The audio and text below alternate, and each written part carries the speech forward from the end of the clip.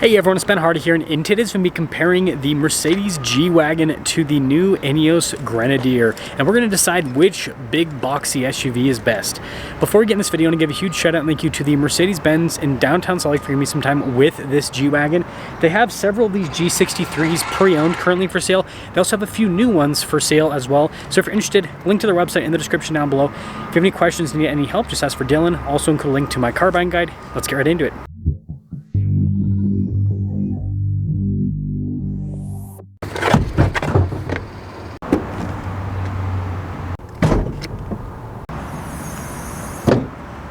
So the Grenadier only has one powertrain option available in the US market. It's a 3-liter turbo inline 6 that goes through an 8-speed automatic transmission. Power outputs are 282 horsepower and then 331 pound-feet of torque. Now the G-Wagon has two powertrain options available. They're both 4-liter twin-turbo V8s that goes through 9-speed automatic transmissions.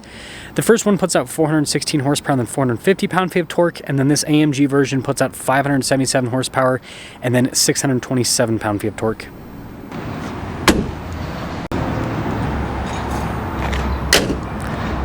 Before I move forward with this comparison, I do want to mention if you want to see more videos just like this, then I recommend you subscribe because I post content every single day.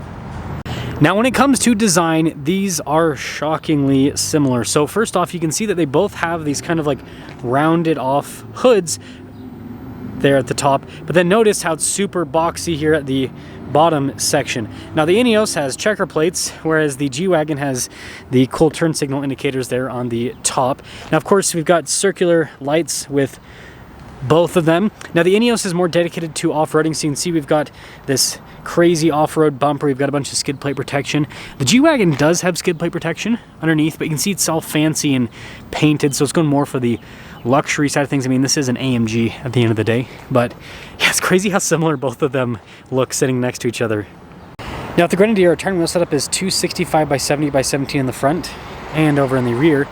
And then with the G-Wagon, it is 285 by 45 by 21 in the front and over in the rear. And I really like these G-Wagon wheels. Look at that. That's pretty cool looking. But again, you can see fancy, luxury. Also, you've got huge brake calipers with it.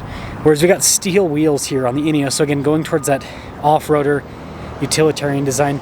And then look at the fender flares with them. That also kind of shows you the design difference. We got a raised air intake here with the Ineos as well. And then you can see the difference with the mirror design.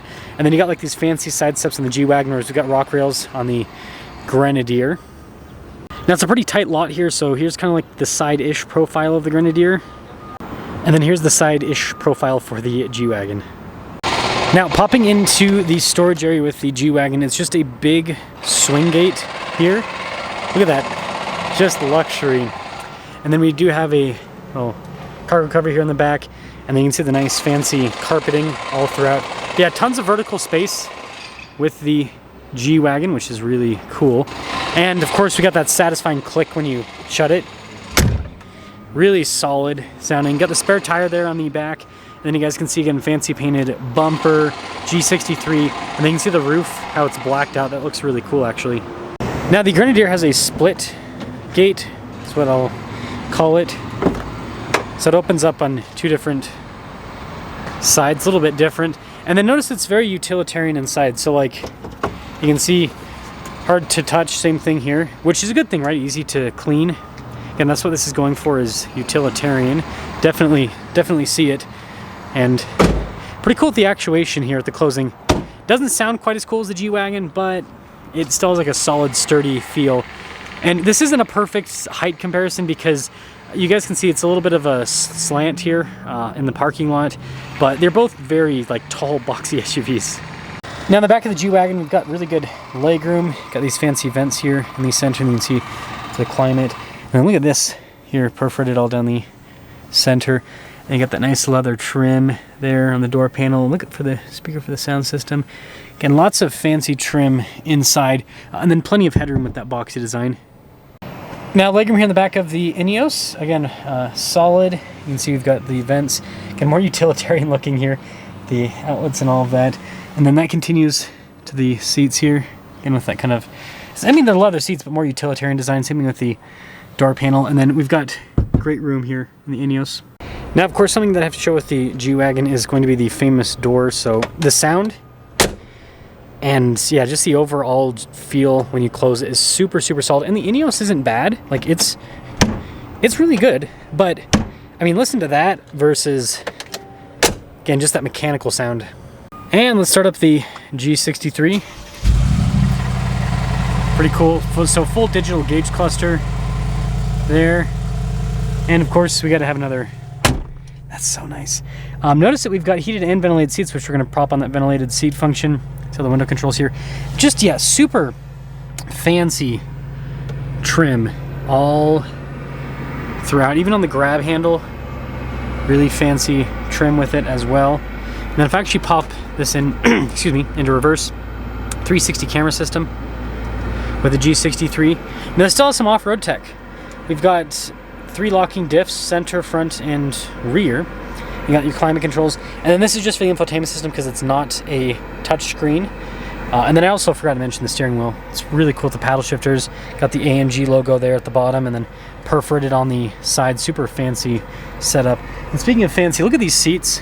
And you can get massage seats in the G-Wagon too. So they've gone all in on luxury. And they got this nice premium headliner, and then we've got a sunroof up top as well. Now in the Grenadier, again, it's a lot more basic. Actually, you have to stick the key in the ignition. No gauge cluster, that's just for warnings, which is very interesting. And again, this ain't bad. Still a solid closing sound. No blind spot warning with the mirrors, and then you can see again more basic with the material use. Very tight fit and finish. I love the steering wheel in the Ineos. I think they did a really good job with this. This is the leather one. They're both leather, but there's nap, and then there's like the kind of like real leather is what we'll call it. Notice we don't even have adaptive cruise control. Got the little toot function, which is always fun. And then this one just has a backup camera. There's no 360 or anything like that. And then you'll notice that, yeah, the gauge cluster is also in the infotainment system, so that's a big difference. And then you've got like the airplane style here with all the physical control, sorry about that, behind the wire. BMW shifter, because again, the engine. And then you can see with the center locking diff, got a 2-speed transfer case, just like the G-Wagon. The G-Wagon has a 2-speed transfer case. And then again, with the kind of storage here. And look at the dash, and then the grab handle. I mean, that's got nice leather trim on it. And then this has these Safari windows. There's no sunroof available. You can get Safari windows or just nothing. And then of course, got the cockpit style up top. And this does have locking diffs, you can see right here for those controls as well. So it's got a lot of off-road stuff. Now, when it comes to pricing, this starts at about $71,000 before options. After options, if you add all the off-road stuff, which that's most of the options on the Grenadier is off-road stuff, you can get it up to almost $100,000. Now, G-Wagon started about $140,000 for a G550 before options. Most of the options are luxury features on the G-Wagon, so like nicer leather seats, you know, like fancy painted sections, fancy paint, all of that kind of stuff. But anyways, if you get like a fully loaded G63, you're looking at over $200,000 for the sticker price.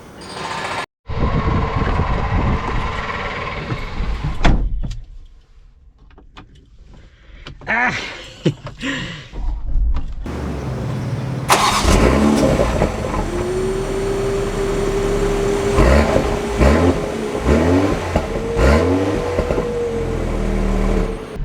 Well, before we set off on the Grenadier, visibility over the hood, both of the mirrors,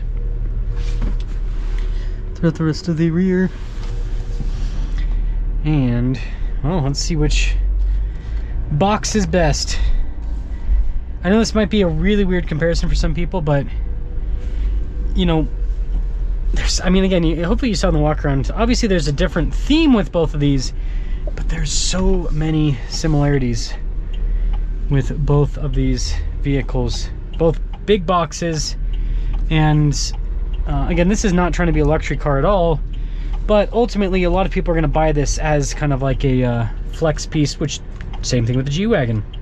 In terms of drivability with the Grenadier, it drives like a modern 1990s off-road SUV, which I've talked to a lot of people about this, and a lot of people think that's really cool because it's got that rugged utilitarian feel that SUVs used to have that a lot of them don't have anymore, correct? Because they've gone soft. So it's got that, you know, it's rough over bumps. It handles it well, like you have really good control, but yeah, it's not like, you know, gonna soak it up like an S-Class or anything like that. And that's, you know, that's kind of how a lot of people have looked at, kind of expected from SUVs for a while. Great torque out of this engine. BMW makes, I would say, the best inline six in the car industry. And so, yeah, this engine is just solid. And, you know, aside from that, the seats are pretty comfortable. Again, this interior is, I think it's very well built. It's definitely not luxury by any means, but it's very well built. Steering is so vague. But yeah, I mean, it's got good power. So overall, it's a utility vehicle, and it drives like such. I would say that this is utility vehicle and an off-roader. That's kind of what this accomplishes, and I think it's what a lot of people want, right? They don't necessarily care about the luxury. I mean, that's me personally. So with that being said, let's pop into the G-Wagon. I would say that's the OG, and it's not the true OG, because, like, you know, Jeeps and everything came before it, but like in terms of just like a off-road flex piece, I think that's probably the original one that people got to show off their status.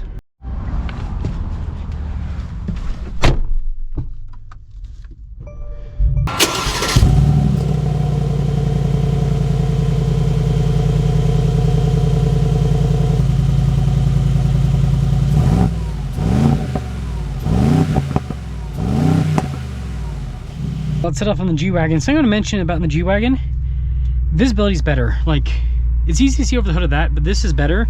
And then throughout the rest of the rear of this too, it's just better visibility. So that is something that I think is important to mention. Sounds better too, my goodness. 4-liter V8, can't go wrong with that. Still super tank-like. Already right off the bat, I mean, the independent suspension makes a huge difference. This still has that tank-like feel that you've got in the Grenadier, just more refined. So turn-in is way better. Like, this actually handles well. The Grenadier, I would not say that that handles well. Steering's direct. It's a modern vehicle. Ooh, that engine. Don't get me wrong, I love inline sixes, but I'll take a V8 over an inline six any day of the week. Sounds fantastic. And the AMG actually has firm suspension for a G-Wagon, right? The G550 suspension is a little bit softer. This is still softer than the Grenadier. It's more luxe. And it's just it's such a tank. Such a tank. Sounds fantastic. It's got this nice deep rumble.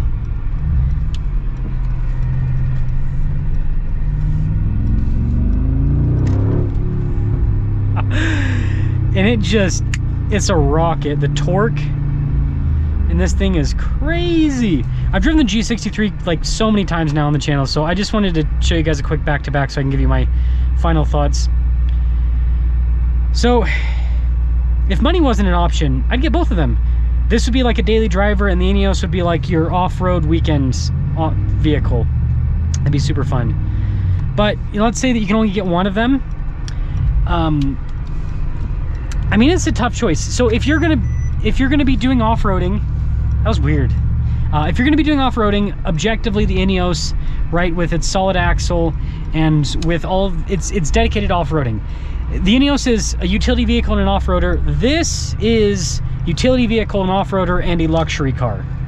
So it would depend on your use. And obviously this is a much more expensive vehicle, but I mean, you are getting a really nice interior, you're getting more luxury features. I mean, it has blind spot monitoring, it's got, you know, a push button start.